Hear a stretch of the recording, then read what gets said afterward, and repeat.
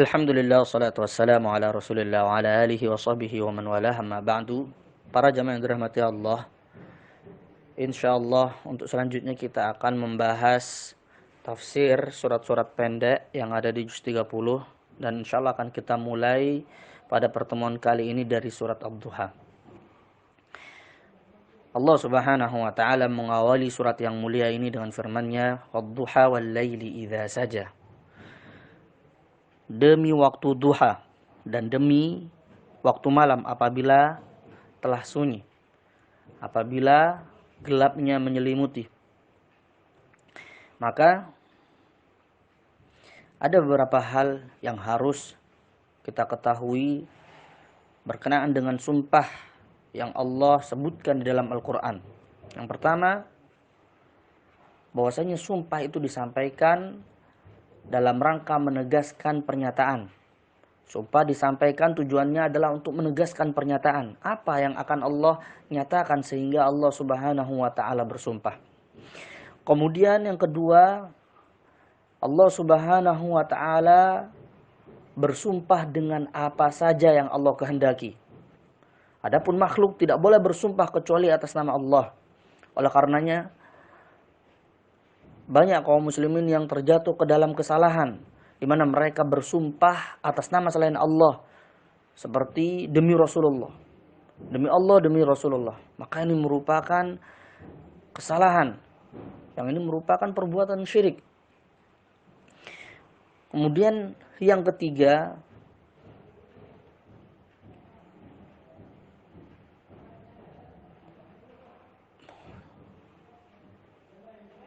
bahwasannya ketika Allah subhanahu wa ta'ala bersumpah atas nama suatu makhluk, maka makhluk tersebut memiliki kedudukan. Makhluk tersebut memiliki kedudukan. Dalam hal ini, waktu duha dan waktu malam memiliki kedudukan, memiliki peran penting. Waktu duha, di mana banyak dari manusia yang beraktivitas dengan baik dan nyaman, olahraga, menikmati terik matahari di pagi hari. Waktu malam, dengannya manusia dapat beristirahat setelah seharian mereka bekerja. Maka apa? Pernyataan yang Allah subhanahu wa ta'ala bersumpah dengan dua makhluk ini. Allah subhanahu wa ta'ala menyatakan, Ma waddaka rabbuka wa ma qala. Rabbmu tidaklah meninggalkanmu dan tidak pula membencimu, wahai Muhammad. Ayat yang mulia ini turun karena ada suatu sebab. Sebagaimana disebutkan dalam hadis yang diriwayatkan oleh Al-Imam Al-Bukhari dan Al-Imam Muslim dari Jundub bin Sufyan. Ini Rasulullah Sallallahu Alaihi Wasallam mengadukan sesuatu yang menimpa beliau, sampai kemudian beliau tidak sanggup untuk melakukan sholat malam selama 2 atau 3 hari. Lalu kemudian seorang wanita yang bernama Ummu Jamil, yang dia merupakan istri dari Abu Lahab, berkata kepada Rasulullah, wahai Muhammad, aku berharap setanmu tidak lagi mendekatimu. Aku berharap setanmu meninggalkanmu. Karena beberapa hari ini aku tidak lihat ia mendekatimu. Yang dimaksud Ummu Jamil di sini adalah malaikat Jibril. Beberapa hari tidak datang kepada Rasulullah Sallallahu Alaihi Wasallam untuk menurunkan wahyu, menyampaikan wahyu. Maka kemudian turunlah ayat yang mulia ini. Sehingga Allah memberikan hiburan kepada Rasulullah Sallallahu Alaihi Wasallam bahwasannya Allah tidaklah meninggalkanmu dan Allah tidak pula membencimu. Kemudian Allah berfirman, walal akhiratu khairul laka minal ula. Sungguh kampung akhirat itu lebih baik bagimu daripada negeri dunia. Kampung akhirat itu lebih baik bagimu daripada negeri dunia. Ini dengan kenikmatan-kenikmatan yang ada di kampung akhirat. Oleh karenanya Allah Subhanahu wa taala tidak membentangkan dunia bagi Rasulullah sallallahu alaihi wasallam. Bahkan dalam hadis Rasulullah sallallahu alaihi wasallam bersabda, diriwayatkan oleh Imam Al-Bukhari dari Amr bin Auf, Rasulullah sallallahu alaihi wasallam bersabda, "Fa wallahi al-faqra akhsha 'alaikum, walakinni akhsha an tubsata 'alaikumud dunya kama busitat 'ala man qablakum, fatanafasuha kama tanafasuha, wa tuhlikakum kama ahlakathum." Demi Allah, bukanlah kefakiran yang aku khawatirkan menimpa kalian. Akan tetapi aku khawatir jika seandainya dunia ini dibentangkan kepada kalian sebagaimana dunia ini dibentangkan kepada orang-orang sebelum kalian, sehingga kalian berlomba-lomba untuk meraih dunia tersebut sebagaimana dahulu orang-orang sebelum kalian mereka berlomba-lomba untuk meraihnya, sehingga kalian binasa sebagaimana mereka binasa. Maka negeri akhirat itu lebih baik bagi Nabi Shallallahu Alaihi Wasallam dan juga bagi orang-orang yang mengikuti beliau, lebih baik daripada negeri dunia. Wala saufa yu'tika rabbuka fatarda, dan sungguh Rabbmu akan memberikan kepada engkau sehingga engkau ridho. Sungguh Rabbmu akan memberikan kepadamu sehingga engkau ridho. Baik itu di dunia, apalagi di akhirat. Di dunia Allah berikan pertolongan kepada Rasulullah sallallahu alaihi wasallam. Setelah dahulu ketika beliau masih berada di Makkah, beliau dalam keadaan terhimpit. Namun setelah Rasulullah sallallahu alaihi wasallam hijrah ke Madinah, maka Makkah kemudian bisa beralih dengan izin Allah ke tangan beliau. Dan juga Allah berikan mukjizat-mukjizat kepada Rasulullah sallallahu alaihi wasallam. Bahkan mukjizat-mukjizat yang tidak diberikan kepada para nabi sebelum beliau sallallahu alaihi wasallam.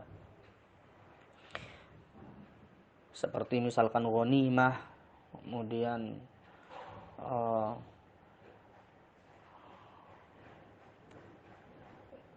dijadikan bumi itu sebagai tempat ibadah. Ini dikhususkan bagi umat Nabi Shallallahu Alaihi Wasallam, disebutkan dalam hadis. Kemudian juga Allah berikan nanti di akhirat, berikan balasan nanti di akhirat. Yang tentu balasan di akhirat itu lebih baik dan membuat Rasulullah Shallallahu Alaihi Wasallam lebih ridho. Kemudian Allah berfirman, Alam yajidaka yatiman fa'awa, wa wajadaka dhallan fahada, wa wajadaka 'ailan fa'aghna. Bukankah dahulu Rabbmu mendapatimu dalam keadaan yatim, lalu ia memberikan perlindungannya? Bukankah ia telah mendapatimu dalam keadaan tidak tahu apa-apa, lalu kemudian memberikan petunjuk? Bukankah dahulu Rabbmu mendapatimu dalam keadaan kekurangan, lalu ia memberikan kecukupan? Maka 3 ayat yang mulia ini mengingatkan Rasulullah sallallahu alaihi wasallam agar bersyukur atas karunia yang telah Allah berikan. Ini dahulu Rasulullah adalah seorang anak yatim. Beliau sallallahu alaihi wasallam dilahirkan dalam keadaan yatim. Lalu kemudian ketika beliau lahir dan usia beliau menginjak 6 tahun, ibunda beliau wafat. Sehingga kepengasuhan berpindah kepada kakek beliau, Abdul Muttalib. Ketika beliau berusia 8 tahun, kakek beliau wafat. Lalu kemudian berpindah kepengasuhan ke tangan paman beliau, Abu Thalib. yakni Allah tetap memberikan perlindungannya meskipun beliau dalam keadaan yatim, meskipun beliau terlahir dalam keadaan yatim. Bahkan paman beliau Abu Thalib memberikan penjagaan kepada beliau, sampai beliau besar, sampai kemudian beliau berdakwah sampai beliau menyuruh kepada tauhid. Dan kita tahu bahwasanya Abu Thalib adalah paman beliau yang musyrik. Abu Thalib adalah seseorang yang musyrik. Namun tetap Allah Subhanahu wa taala memberikan perlindungan kepada beliau melalui tangan paman beliau Abu Thalib. Wajadaka dhallan fahada. Dahulu Rasulullah SAW tidak mengetahui apa-apa, lalu kemudian Allah berikan petunjuk. Rasulullah dahulu tidak tahu apa itu Al-Quran, tidak tahu apa itu iman. Rasulullah tidak memiliki ilmu sebelumnya, lalu kemudian Allah ajarkan ilmu. Wa'allamaka ma lam takun ta'lam. Allah berikan ilmu yang kau tidak tahu sebelumnya. Wajadaka 'ailan fa'aghna. Dan Allah mendapatimu dulu dalam keadaan kekurangan, lalu Allah memberikan kecukupan. Allah berikan kecukupan, yakni dengan dimudahkan bagi beliau penaklukan-penaklukan seperti penaklukan Makkah. Dahulu Rasulullah SAW meninggalkan kota kecintaan beliau Makkah menuju ke Madinah. Lalu kemudian Allah Subhanahu wa taala mudahkan bagi beliau untuk melakukan Fathu Makkah, penaklukan kota Makkah. Maka sesudah itu fa'ammal yatima fala taqhar. Adapun anak yatim, maka jangan engkau berlaku sewenang-wenang kepadanya. Anak yatim yang dia tidak memiliki seorang ayah, justru perlakukan dengan baik, perlakukan dengan lemah lembut, karena dia kehilangan kasih sayang seorang ayah. Jangan malah karena dia tidak memiliki ayah, malah engkau berlaku sewenang-wenang, merasa tidak ada yang melindungi anak tersebut sehingga engkau berlaku sewenang-wenang. Jangan. Justru dia lindungi. Sebagaimana dahulu engkau yatim. Engkau merasakan bagaimana perasaan seorang anak yatim. Maka perlakukan dengan baik, tidak sewenang-wenang. Dan tentu khitab ini juga tujuannya untuk umat beliau, kaum muslimin, agar memperlakukan anak yatim dengan baik, tidak sewenang-wenang. Wa ammas sa'ila fala tanhar. Dan terhadap orang yang meminta-minta, jangan engkau menghardiknya. yakni apabila engkau memiliki apa yang diminta oleh orang yang meminta, maka berikan tanpa engkau menghardik, tanpa engkau mengungkit-ungkit.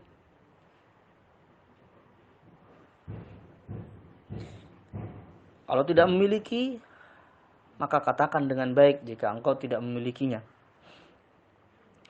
Wa amma bi ni'mati rabbika fahaddits. Dan adapun dengan nikmat Rabbmu, maka beritakanlah, maka nyatakanlah. Di mana menyatakan kenikmatan itu dilakukan dengan 3 anggota badan. Dilakukan dengan hati. Caranya adalah dengan meyakini bahwa kenikmatan tersebut datangnya dari Allah. Dilakukan dengan lisan.